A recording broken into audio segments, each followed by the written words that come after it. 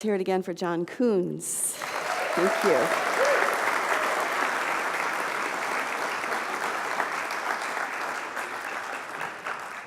So last Sunday was the Jewish New Year, Rosh Hashanah, and then Yom Kippur is coming up. And according to Jewish tradition, God inscribes each person's fate for the coming year into the book of life. And so even though we're not going into the whole, we've done things with Yom Kippur where we've released and let go, but I want us to ride the energy of the new year, to ride the energy of beginning again. So it seemed appropriate that we start this month with the practice of beginning again. As long as you're alive, and if we don't want to atrophy, we must be willing to begin again and again and again. Rumi said, "Come, even if you have broken your vow 100 times, come, yet again, come." So this is especially true of spiritual practice, isn't it? No matter how successful or how much you failed at your spiritual practice, whether it be meditation or prayer or your exercise or your diet, you can always come back again. No matter how many times we have broken our vows, we can come back again. And there goes Evangelina.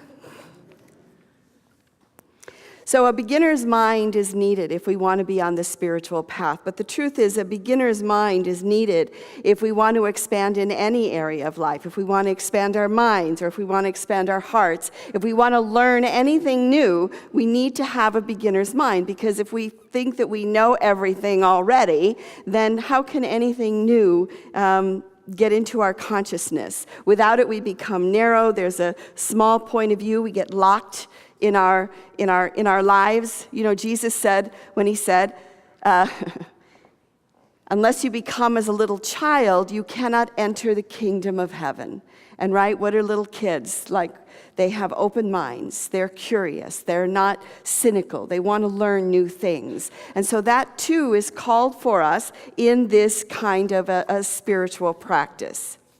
So as we grow, we get caught and we can get defined, can we not, by our identities, by our roles, whether it be a job that we have or a skill or a talent, being a parent.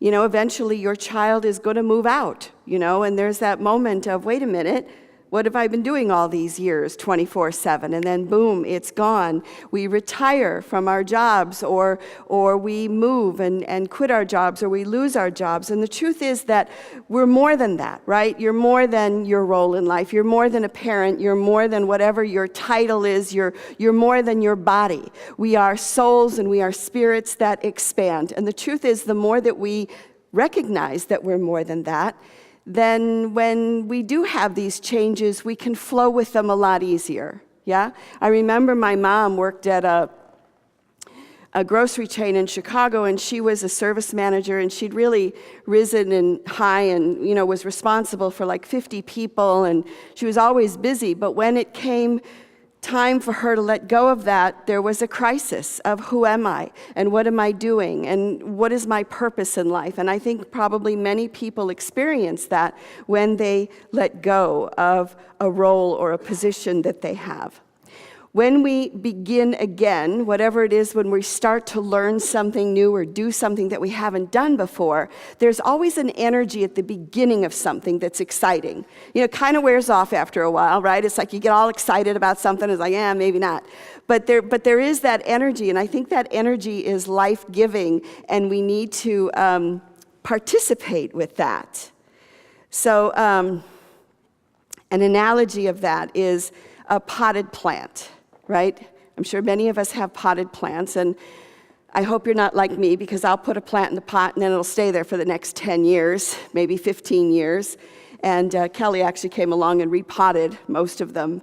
And what I notice about the potted plant that doesn't get repotted is it stays the same. You know, it doesn't get any bigger, it doesn't get any smaller. It does get a little bit, you know, rough looking. It's not happy. But, you know, it's kind of the same. And isn't it not the same in our own lives, right? When we kind of have a situation or a job or whatever, and it's like, you know, we have our little potted world that we're in. And I'm sure the plant would look at it and go, I have mastered this pot. I got it down. I know how to be in this pot. I know really well how to do this. But it's not growing, right? It's not changing. It's staying the same. And when a plant is put into a bigger pot, what happens? It's got new soil to nurture it. It can put its roots down deeper, and it can grow up, So it's growing down deeper and up. And is that not the same for us, right? When we are willing to step out of the pot that we're in and maybe go into some new soil and expand out, it's the expansion of consciousness that Jesus is talking about when he was referring to the kingdom of heaven, which is that expansion. So it raises the question then, but aren't we supposed to get really good at something in life? I mean, aren't we supposed to become masters at something? Aren't we supposed to take our talents and use them to the best of our ability and really do well at something? Because we all want to look good at what we're doing, and we pride ourselves, right, on something that we do well, whether it being a parent or a cook or a teacher or a singer or whatever that may be. But again, we get too comfortable in the pot, and so we need to grow and expand. So there is a Greek myth that you all know, the Odyssey. Now, at the end of this story, Odysseus, he spent 20 years at sea, and he's always trying to get home, and he's got all these things that happen to him. And so eventually, he finally gets home after 20 years. Now, he's a master seaman, and he's home, and it's he's been trying to get here for so long.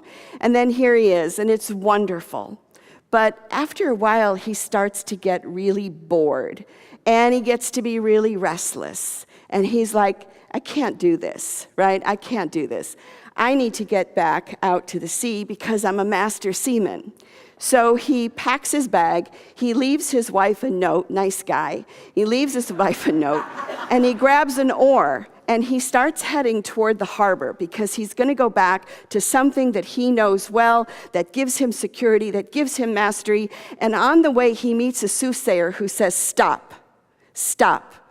You are not to go back to sea. You are not going to the harbor. You have already mastered that. And so he says, what I want you to do is I want you to go in the other direction, and I want you to walk inland. And I want you to walk inland so far that as far as you can go until you run across somebody who sees your oar and has no idea what that is.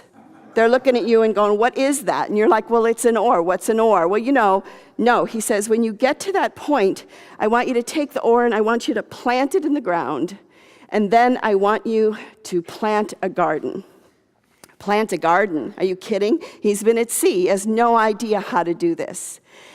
And so the idea is that it's not that we give up what we have mastered, but rather we give up our attachment to the identity of that, right?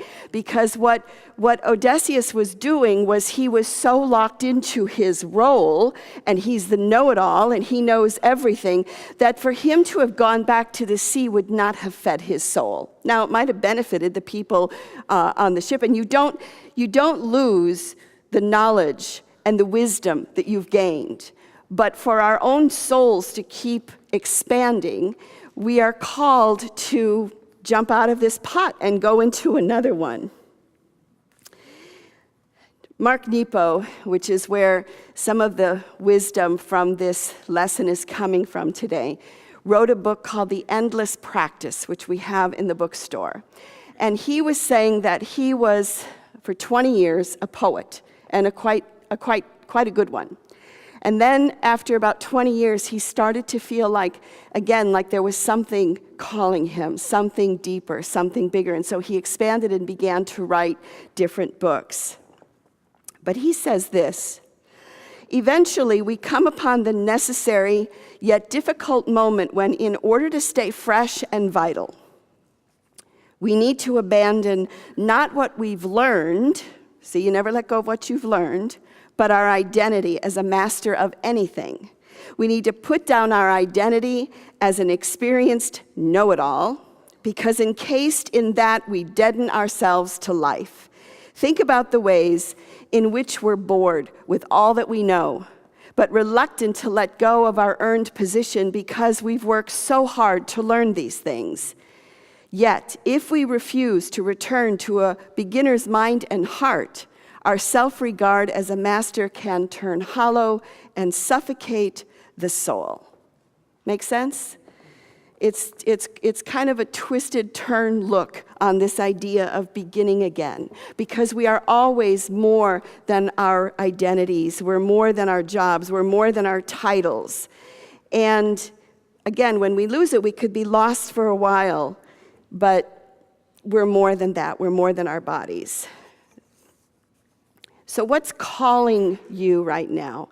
And I'm not saying everybody go quit your job and start something totally new, but what is calling you that excites you a little bit, that is calling you to learn something different? Because again, that beginning again energy, that first part of that is a push, is a fire that keeps our souls alive, that keeps our souls moving forward.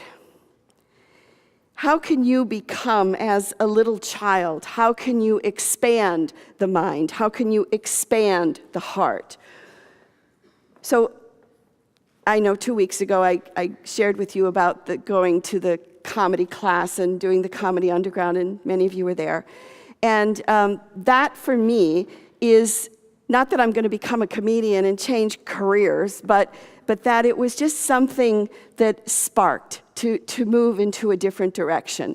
And so my teacher called me or messaged me, and he said, because we're supposed to go to open mics, which are like going to the gym, which are really scary. So I'm like, yeah, I'll get to that someday. So he said, you haven't been to an open mic yet? I'm like, yeah, I know. He goes, but he said, I tell you what, I think that I can get you a gig at the Snoqualmie Clearwater Casino if you'd like it in December. It's only 5 minutes. So I said yes, you know. And it's that idea of what's the beginning of something. And I was also invited.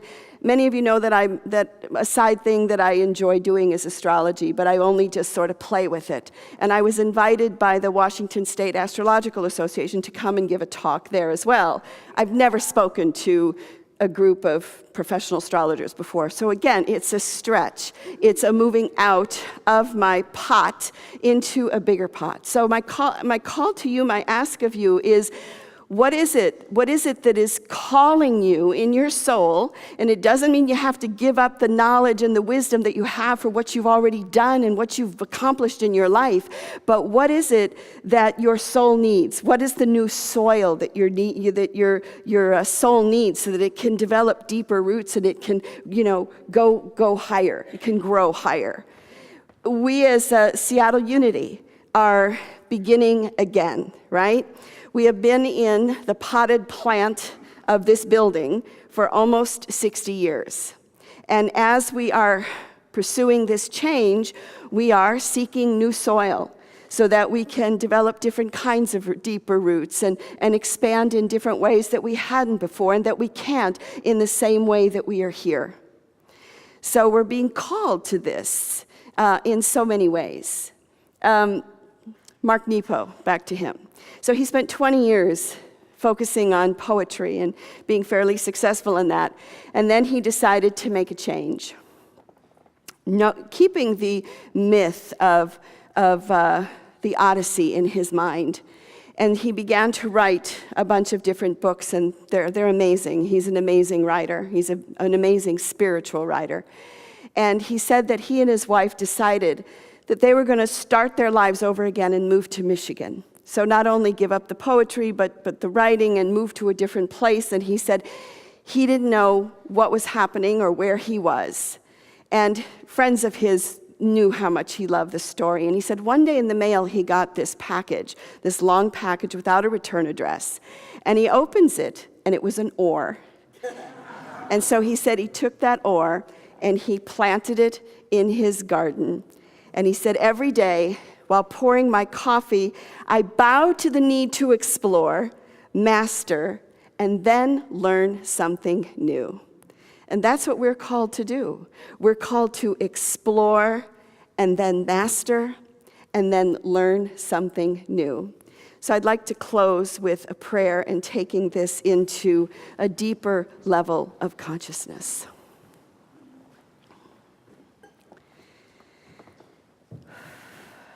So I invite you just to turn your attention within and become still. What's that spark?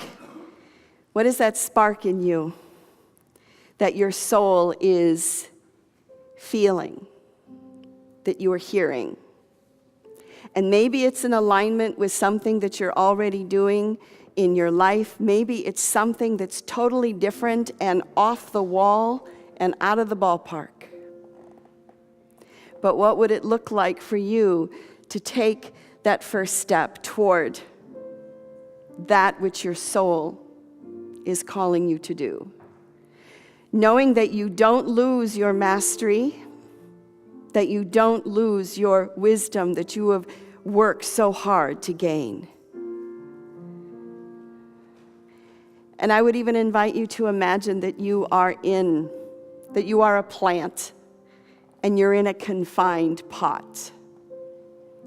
And it's time for you to be repotted. And imagine what that feels like to have new soil around you. And how you can develop deep roots.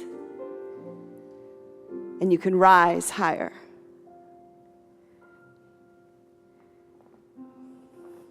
No matter how many times you have broken your vow. Even if you have broken your vow 100 times, come yet again. Come and begin. And it is for this awareness, and in the name and through the power of the living Spirit of truth, that we say, thank you and amen.